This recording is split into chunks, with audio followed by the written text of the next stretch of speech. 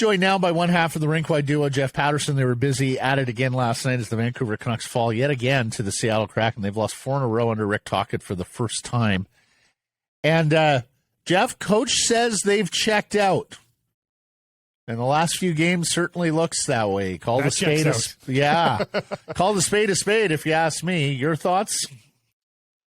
Yeah, it's pretty hard to argue with that when you just look at the evidence presented. To lose 4-1 at home to the Los Angeles Kings, who had played in Seattle the night before, and Seattle came to town last night having played at home the night before. So both of those teams on back-to-backs. And, the Canucks got the early lead in both of those games against the Kings and against Seattle. And, in fact, you go back to Calgary on Friday night, the Canucks were up 2-0 in that game. So they've had early leads. It's not been the starts necessarily. It's been from that point forward. And really, over the final 40 minutes against the Kings, they mustered 9 shots on goal over the final 2 periods. And last night, I think it was 11 over the final 2 periods. So those types of things indicate that, yeah, the effort level just isn't there. On Sunday, Rick Tocchet was lamenting the fact that he didn't have enough forecheckers. There were a few guys that dug in against the Kraken, but again, not enough. And we're getting to the end of this thing with 5 games to go now. So some of these players that are here and auditioning are running out of runway. But I got the sense last night that Rick Tocchet's frustration really was with the leaders. And he has spent a lot of his time as the coach here praising Elias Paterson and Quinn Hughes and JT Miller for the work that they've done, the way that they've played, the way that they have led by example, but also off the ice. And I thought it was really interesting. Tocchet had one post-game remark where he said, the power play was brutal, and the team sort of feeds off that. And I think it cuts both ways. When the power play's going, there's a swagger. You think it's your night and you can't be stopped. When you have a 5-on-3 that ended up being a shorthanded goal in the 5-on-4 part of it, in a pivotal moment in the hockey game, that would put the Canucks up 3-1. Instead, it's a tie. And then in the third period, Nils Aman gets raked across the face. A 4-minute penalty there. The Canucks didn't generate a single shot on goal in 4 minutes of power play time. They had the power play for 9 minutes against the Kraken and had just 4 shots on goal. And so it kind of felt like the power play guys, the leaders, were going through the motions, and the trickle down there was that if that's the example being set by the guys that the coach is leaning on, then you can see as it sort of seeps lower in the lineup. Again, there's 5 games to go. These are well-paid professional athletes. More is expected. The home record is a disaster. The paying customer deserves better. And, yeah, it just wasn't very good all around last night against Seattle. Well, and we're going to get to JT Miller here in a second, but earlier in the week I offered what I thought was a hot take. Grady and Blake thought it Luke. Is it possible they lose out, Jeff? Could you see a 9-game losing streak, granted with some overtime and shootout losses, to finish the year? Boy, I hadn't thought that.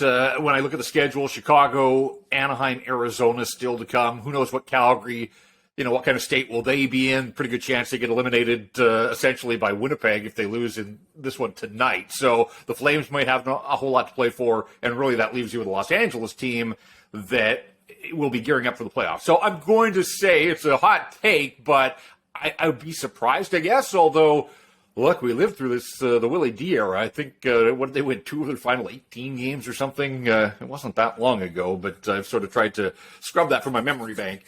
I don't see it happening. I don't see them losing 9 in a row, but I do wonder, what is the response? Because, again, Tocchet sort of had a shot across the bow to some of the forecheckers the other night.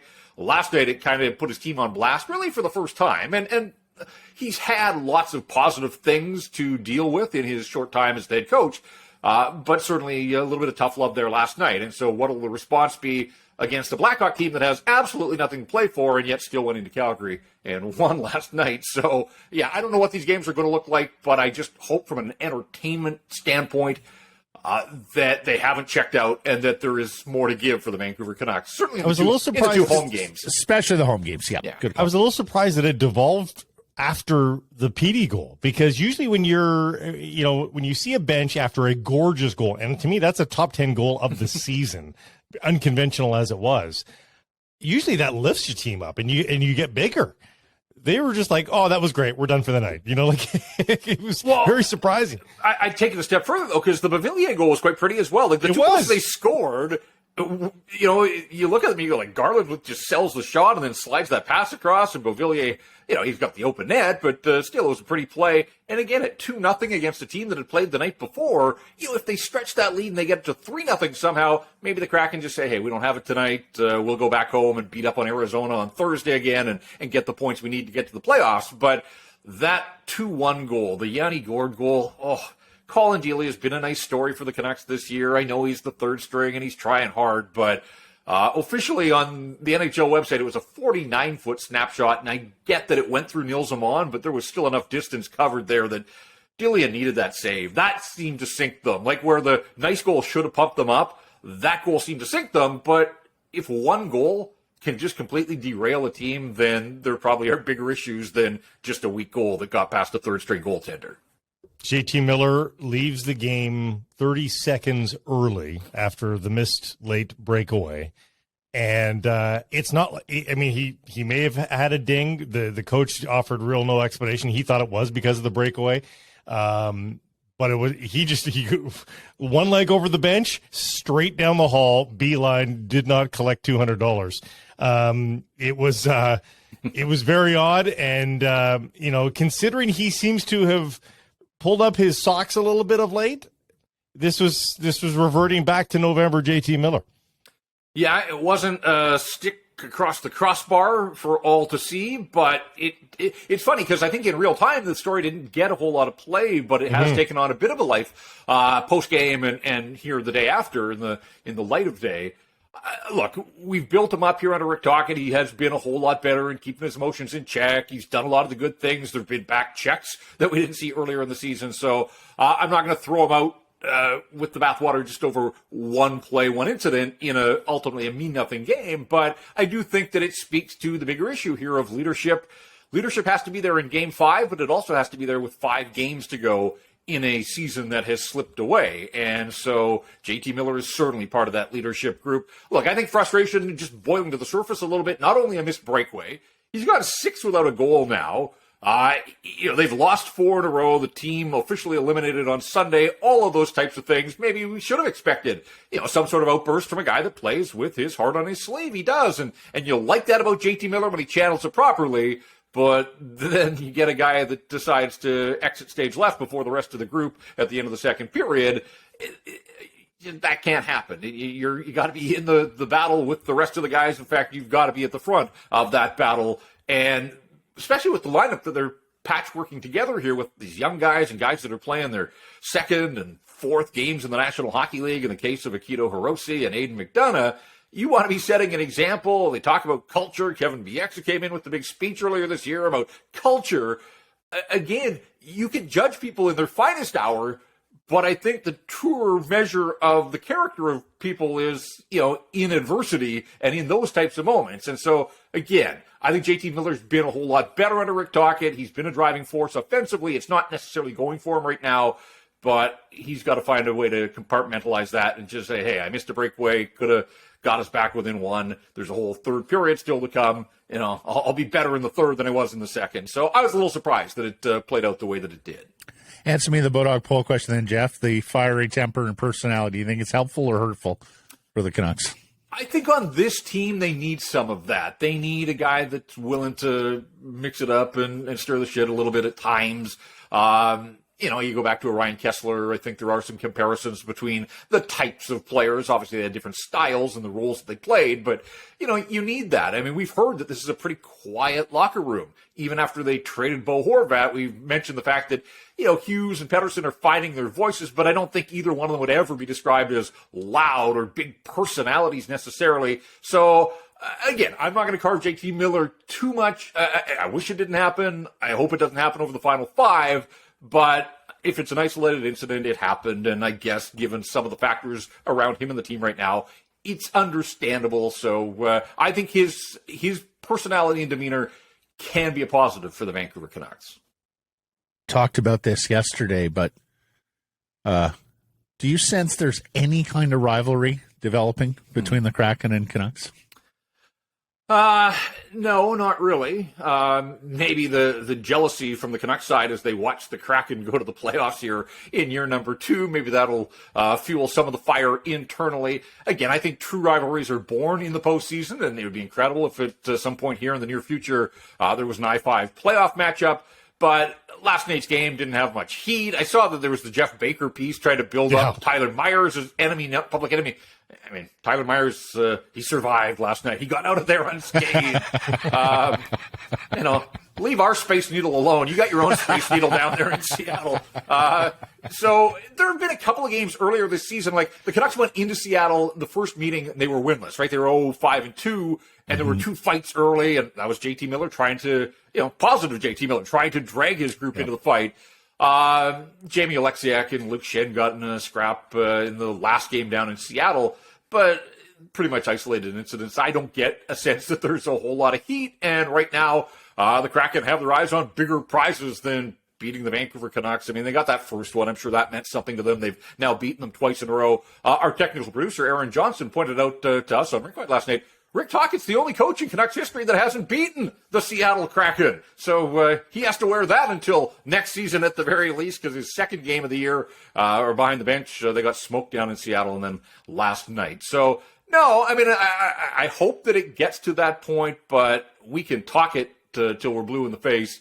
It's the players ultimately that are going to have to make this more of a rivalry than it is 2 years into its existence. Was that a pun? I was going to say. No, it wasn't, but I recognize that I said pun. that. Yeah. That is so. What a wordsmith. I can't take credit for that one, really. It just kind of slipped out there. No, you full ownership, Jeff. That's yours. That's your thing. Talk it. I love it. Marvel. So there was a "Let's Go Kraken" chant last night. Oh, there's like 30 fans there that were made the trip. So who knows? As Jeff notes, now that Seattle is winning, tickets are not hard to come by these days at Rogers Arena. No, they're not. And I pointed this out on Twitter earlier today. I mean, just 12 regulation wins in 39 home games for the Vancouver Canucks, and of those 12, only 4 are against teams that are currently sitting above the playoff bar in either conference. And they've just got to get better. As a team, they have to get better. They got to get better at home. They got to get better on the road. But the way you get better is by beating teams in regulation, taking 2 points, leaving them empty-handed, and clawing your way up the standings. And so to get through a season now with 12 regulation losses, or 12 regulation wins on home ice, that means 27 of the 39 visitors so far have left with something in the way of standing points from their visits to Vancouver.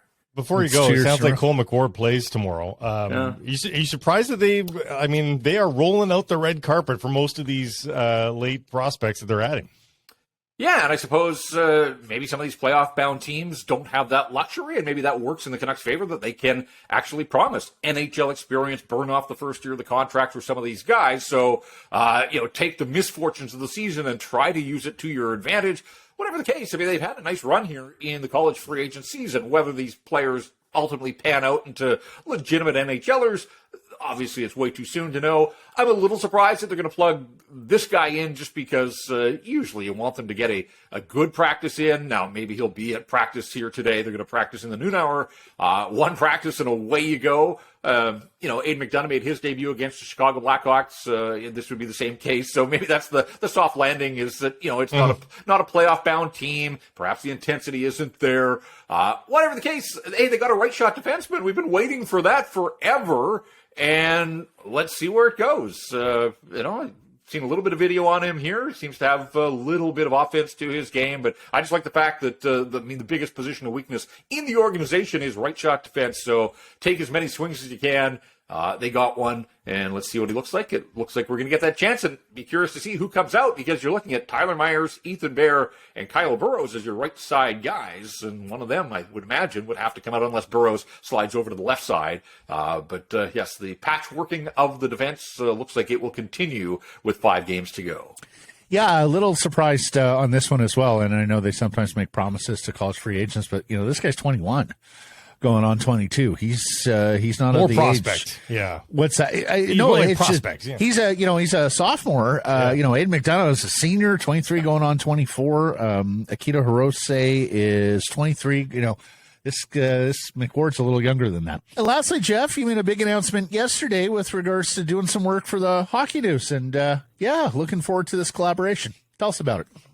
Yeah, opportunity that presented itself, and look, I've done a fair bit of writing over the years, going back to my days the Georgia Straight. I had a column there for 10 years. The Province had a Sunday column for a couple of years, even at TSN on the website when I was out traveling with the Canucks, and would do some writing there. I'm going to have to dust off my keyboard here, to be perfectly honest with you. It's been a couple of years that I've always enjoyed writing. It's using a different part of your brain, and so an opportunity to get back around the Canucks on that side of things. It's not going to affect anything that I do with Rink Wide or with you guys as well. It's a bit of a side hustle in that regard. Kind of funny timing to announce this late in a lost season, but as we know, the off seasons around here are generally more exciting and eventful than the 82-game slog itself. So maybe the timing is good in that regard.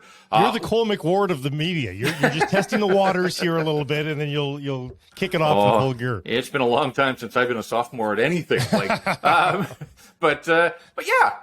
So hopefully I can just kind of bring some of the thoughts that rattle around in my brain and some of the things that I like to tweet out. Maybe I can expound on some of those, turn them into, flesh them out a little bit, add some detail. I'm not quite sure what I'm going to do, but I am going to try to get back into takeaways, post-game, some thoughts, sort of tie up some loose ends after every game, and then, we'll write some features and just generally do what you do, covering a team on a beat. But, kind of an opportunity that presented itself. I wasn't looking for it, but, hey, when an opportunity knocks you better answer. And the Hockey News, obviously an institution. I think we all remember it from its tabloid days, the actual newspaper. It's gone digital now. But the role is manager of the Canucks site. And at a time when a lot of big media is shrinking, they're expanding. And for next season, they want to have a person on the ground in all 32 NHL cities. And I'm the guy here in Vancouver. So, hopefully it all works out. And, maybe it'll give you guys the odd, inspiration for a show topic or something. I hope at least I could do that, some think pieces along the way. So, I'm going to try to have some fun with it. We don't need the Hockey News to get inspiration for show topics from you, J-Pat. No. That's what you've been doing here for a number of years. An inspired choice by the Hockey News and Ryan Kennedy. So well done to them. Well done to you. Look forward to that. It's the Canucks page at thehockeynews.com. Thank you for this, Jeff. We'll catch up next week. All right. Thanks, guys.